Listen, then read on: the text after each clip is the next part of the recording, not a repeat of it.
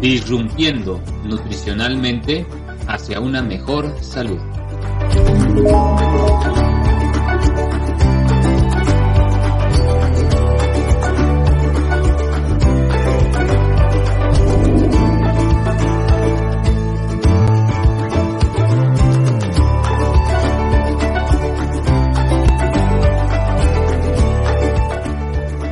Disrumpiendo nutricionalmente hacia una mejor salud.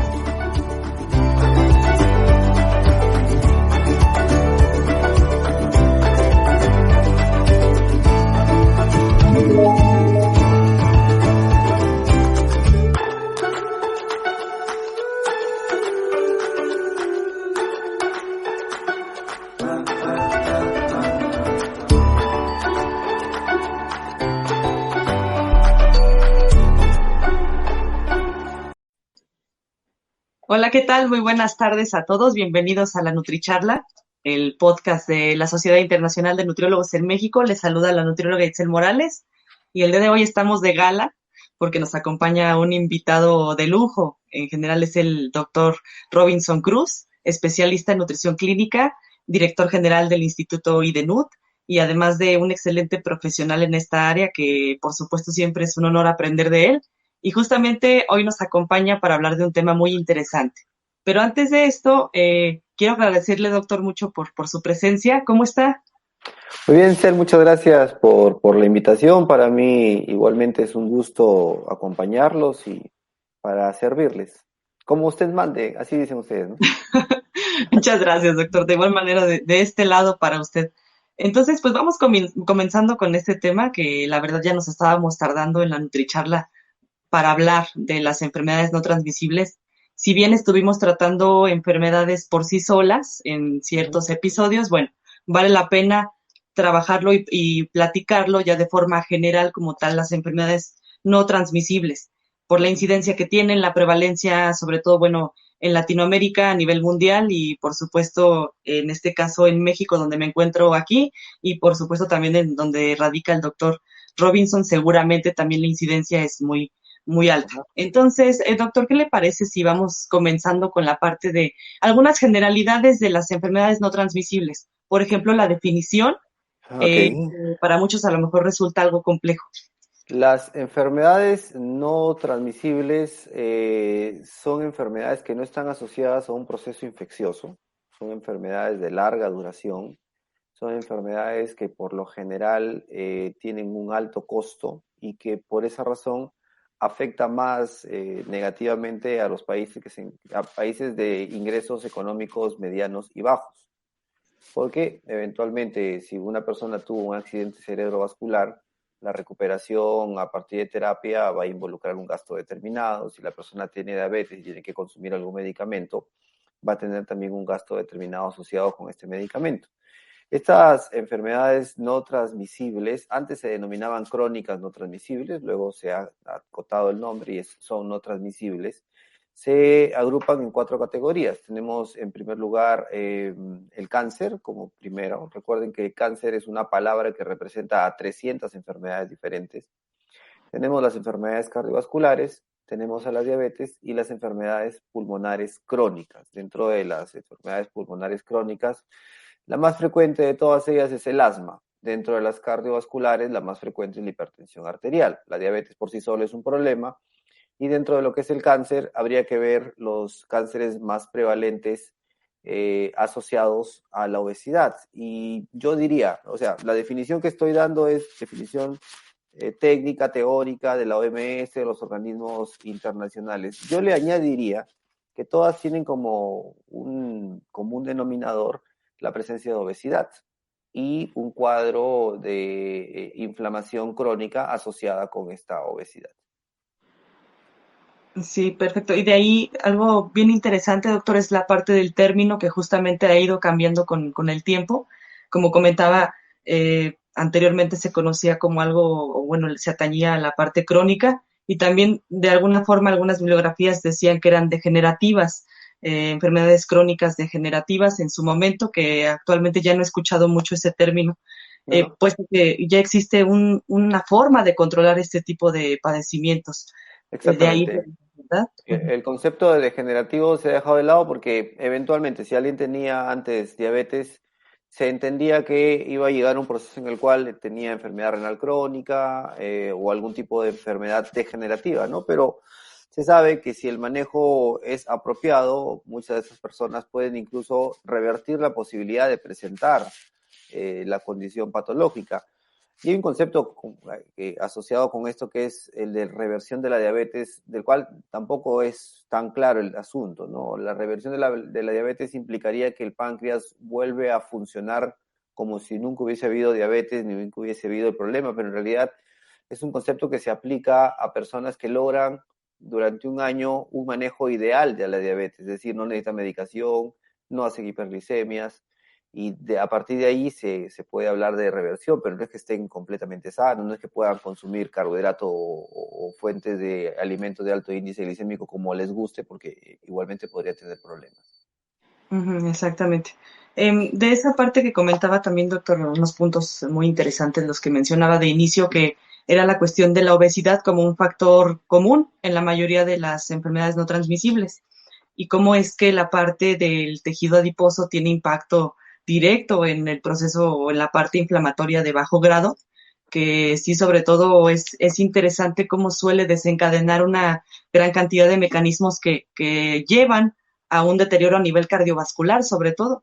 Vemos que muchas de estas enfermedades repercute casi directamente en esa parte, y muchas de las defunciones incluso no son tanto por la enfermedad base, sino por las complicaciones crónicas, en este caso de tipo cardiovascular. Tal cual, en realidad habría que separar el término de las no transmisibles en la información que tenemos epidemiológica disponible y la información ya, digamos, bioquímica, clínica, para ver cuál es el componente. Y muchas veces estas dos fuentes de información se mezclan o se superponen y por eso no le termina quedando claro a las personas de qué se está hablando. Las enfermedades o la información epidemiológica básicamente habla de riesgos. ¿Cuánto riesgo tienes de desarrollar alguna de estas 4 que había mencionado? Y si uno cruza la información entre presencia de obesidad y la presencia de alguna de ellas, la obesidad incrementa los riesgos significativamente en cualquiera de ellas. Por ejemplo, en la posibilidad de desarrollar enfermedades cardiovasculares, la obesidad incrementa el riesgo hasta un 15%. Si no tuvieras obesidad, la posibilidad de tener hipertensión arterial, la posibilidad de tener una alteración arterial, etcétera, se reduce hasta un 15%. El hecho de tener obesidad, por ejemplo, puede aumentar el riesgo de desarrollar cáncer desde el 10 hasta el 40%, dependiendo del tipo de cáncer, dependiendo si es hombre, si es mujer, dependiendo el órgano diana donde se va a producir, pero de 10 a 40% el solo hecho de tener obesidad. El hecho de sufrir asma, por ejemplo, se duplica, mejor dicho, una persona tiene el doble de riesgo de desarrollar asma que alguien que no tiene obesidad, una persona con obesidad. En el caso de la diabetes, el riesgo es de 100%. Mientras más obesidad tiene la persona, la posibilidad de desarrollar obesidad es un 100%. Esa es la parte epidemiológica. Ya la parte clínica, bioquímica dentro del cuerpo está asociado con algunos factores particulares. Número 1 está la desestructuración del panículo adiposo. O sea, un panículo adiposo son 2 columnas de adipocitos ordenadas, rodeadas por tejido conectivo. Los adipocitos redonditos, perfectamente ordenados. Es un panículo sano. Cuando este panículo, cada adipocito empieza a llenarse de grasa, porque la persona está comiendo más de la cuenta, porque la persona no hace actividad física, cada adipocito empieza a crecer a su propio tamaño y se hace un panículo totalmente desordenado, desestructurado. Este desorden en el panículo, este apiñamiento que tienen los adipocitos entre ellos produce los inicios de la inflamación. Hay una hipoxia en el panículo, los adipocitos empiezan a producir citoquinas que cambian el estado de los macrófagos que están en el tejido adiposo.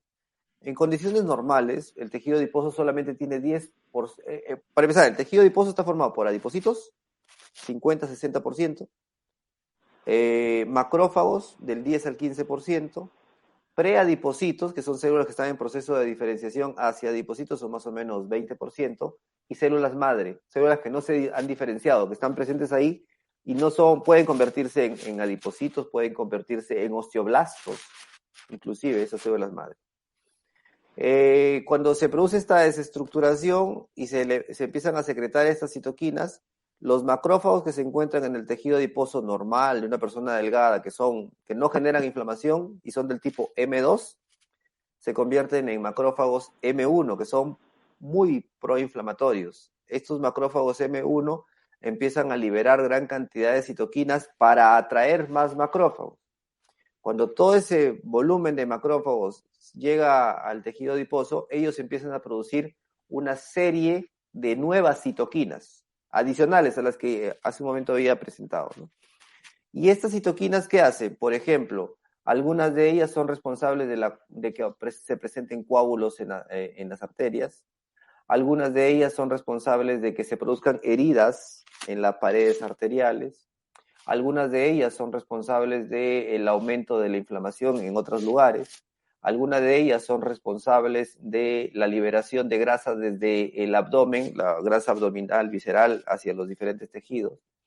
Algunas de ellas son responsables de aumentar la resistencia de las paredes arteriales, con lo cual aumenta la presión arterial. Entonces, si este proceso continúa, el adipocito se enferma más y se produce algo que se llama disfunción mitocondrial. Los adipocitos empiezan a liberar gran cantidad de radicales libres. Entonces tienes una cantidad bastante alta de citoquinas proinflamatorias que hacen lo que hemos comentado. Tienes una cantidad bastante alta de radicales libres en el torrente sanguíneo. Y ya como la cereza del pastel, los adipocitos empiezan a producir menos adiponectina. Al producirse menos adiponectina, se dispara la resistencia a la insulina. Al no haber sensibilidad al receptor, la insulina crece, aumenta significativamente en sangre. Tenemos entonces menos adiponectina, más insulina, más leptina, que es otra hormona que contribuye con la inflamación. Y después de todo esto, hay un proceso que se llama hiperplasia de adipocitos, el aumento del número de adipocitos, que después de todo el proceso, si en el tejido adiposo normal solamente tienes de 10 a 15 macrófagos, 10 a 15% de macrófagos, en una persona con obesidad, mientras más alta sea la obesidad, puede llegar a tener 50% del tejido adiposo ser macrófagos. Para que te des una idea de la magnitud de la inflamación. Entonces, cuando hablamos de cáncer, el cáncer, factores de riesgo de cáncer, el aumento de la leptina, factores de riesgo de cáncer, el aumento de la insulina, factores de riesgo de cáncer, la presencia de radicales libres, factores de riesgo de cáncer, la activación de una enzima que se llama aromatasa. Cuando tengo mucha grasa en el cuerpo, hay una enzima que se llama aromatasa que se activa por sí sola y empieza a convertir el colesterol que tenemos guardado en los adipocitos en hormonas sexuales, estrógenos, progestágenos, y tienes cáncer de próstata, cáncer de útero. La resistencia a la insulina, si no la manejas, terminas desarmando la función del páncreas y tienes diabetes.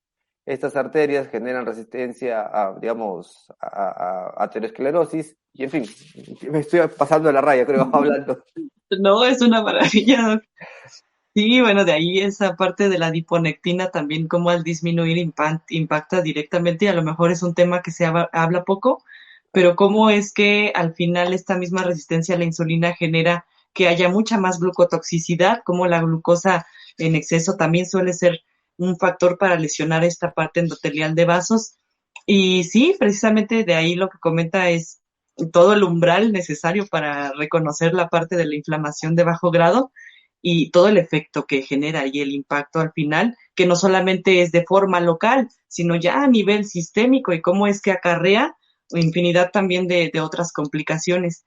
Y como usted comentaba, doctor, de alguna manera, pues los factores de riesgo son variables, son diferentes a lo mejor para cada situación, y vemos cómo es que de alguna forma esta parte multifactorial vuelve también más complejas a cada una de los padecimientos o de las enfermedades, porque no hay una constante en sí que nos diga por esto se genera dicha enfermedad. Tal cual, tal cual. En realidad, nosotros estamos en nutrición y como que somos el epicentro del problema es la nutrición, porque Por ejemplo, en relación a hemos hablado de la obesidad como foco generador de cáncer, diabetes, problemas cardiovasculares y problemas respiratorios, del foco a partir de la inflamación. Pero paralelamente podríamos hablar de los factores asociados con la obesidad, y muchos de esos factores también están asociados con el cáncer directamente.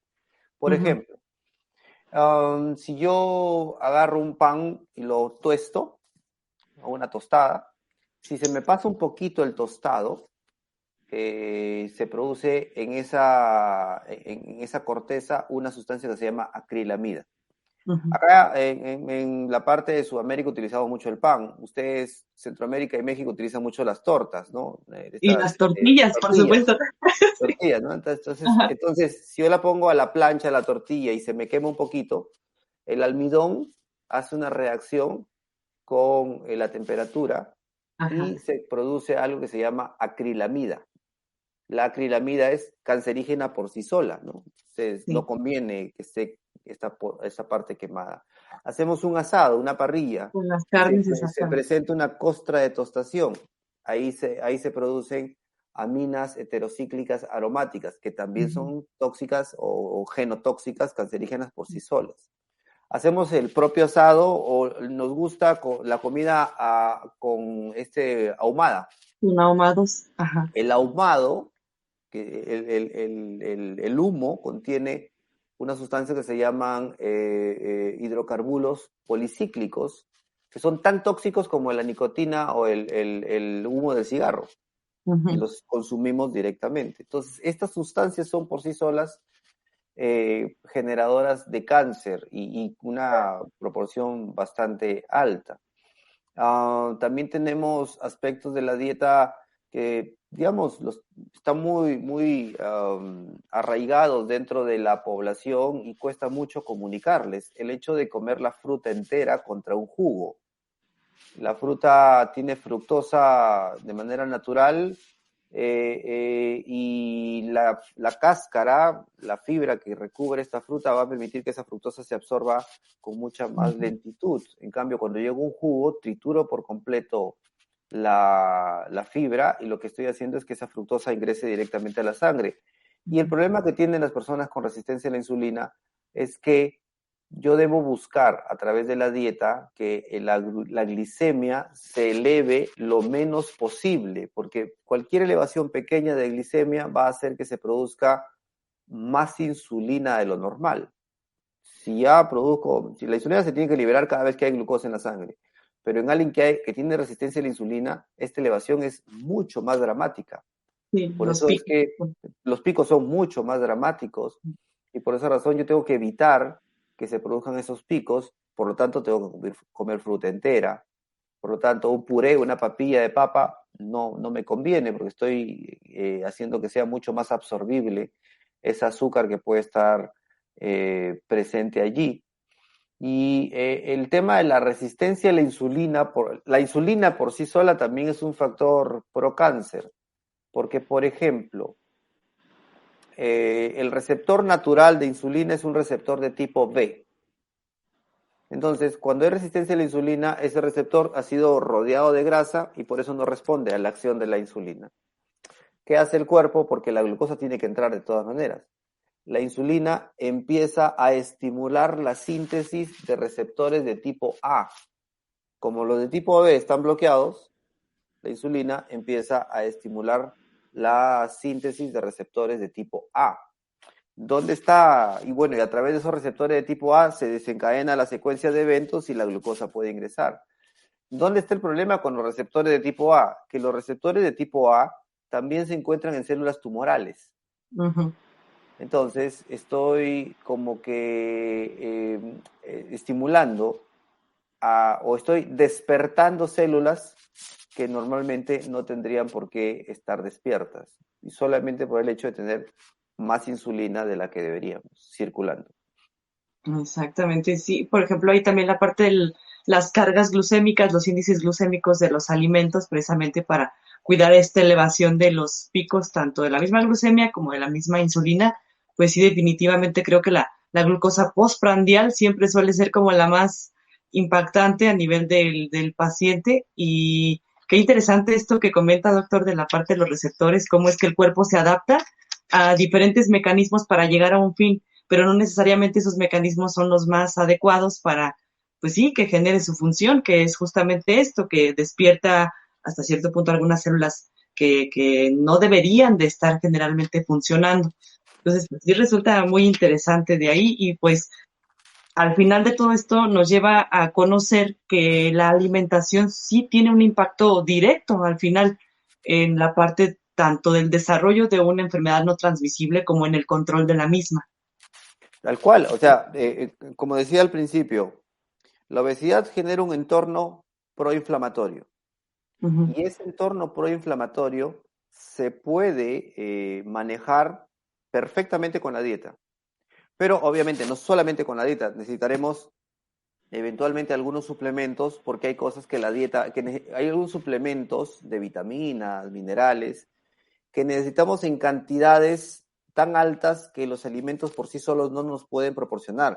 Pero ojo, es porque estamos en un contexto de enfermedad, ¿no? Bajo condiciones normales la comida sería suficiente, pero en alguien que tiene obesidad, el estado inflamatorio que tiene amerita dosis más altas de ciertos micronutrientes, pero estamos yendo a atacar el problema. Dos cosas tendríamos que hacer básicamente para manejar este asunto inflamatorio asociado con la obesidad. Uno es la recomposición corporal, primero.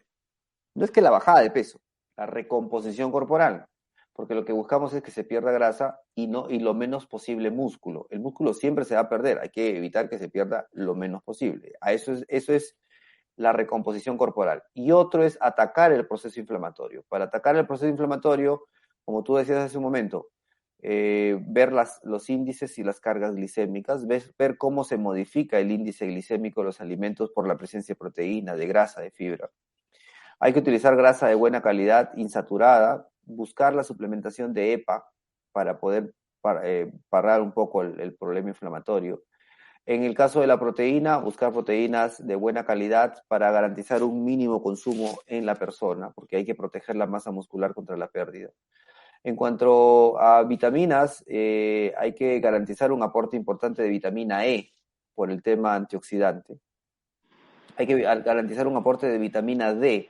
Los pacientes con obesidad, por lo general, tienen deficiencia subclínica de vitamina D, tienen niveles muy bajos a nivel sérico. Y la vitamina D, estamos acostumbrados a verla asociada con el hueso, pero la vitamina D tiene decenas de docenas de funciones que no tienen que ver solamente con el hueso. Y tendríamos que hablar en cuanto a minerales, garantizar un aporte adecuado de calcio, Claro. garantizar un aporte adecuado de selenio. Es muy común que las personas con obesidad presenten un estado de pseudohipotiroidismo, Ujú. que revierte cuando la persona pierde grasa corporal, ¿no? Y hay varias teorías para explicar este hipotiroidismo. Wow. Incluso la microbiota intestinal llega a tener también su, bueno, Wow. su perjuicio, llega. Tendríamos que hablar un solo programa de eso porque ya es un universo paralelo, ¿no? De todo lo que se sabe ahora que existe alrededor de eso, ¿no? Exactamente. Ay, doctor, pues qué tema tan interesante. Como comenta justamente un episodio a veces no es suficiente para ahondar en lo que conlleva, pues en general todo el proceso fisiopatológico, cómo influye la alimentación, la nutrición en este tipo de condiciones, pero la verdad es que siempre son pláticas muy amenas. Platicar con ustedes es algo muy nutrido en todos los sentidos, entonces, pues no me queda más que agradecerle, doctor, un comentario que nos quiera comentar a la audiencia y a nosotros de este lado. Bueno, la nutrición es la base de la vida.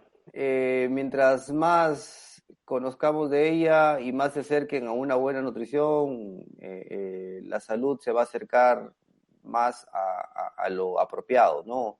Y hace un momento que hablábamos de microbiota para que se den una idea de lo magnífico que es el cuerpo humano.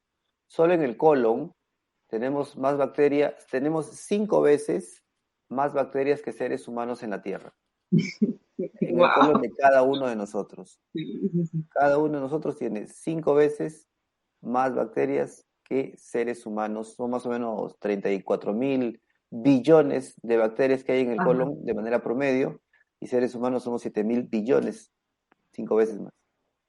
Híjole, y es que el intestino es un mundo, totalmente, Totalmente, y no lo conocemos todavía, es lo algo suficiente. por descubrir aún.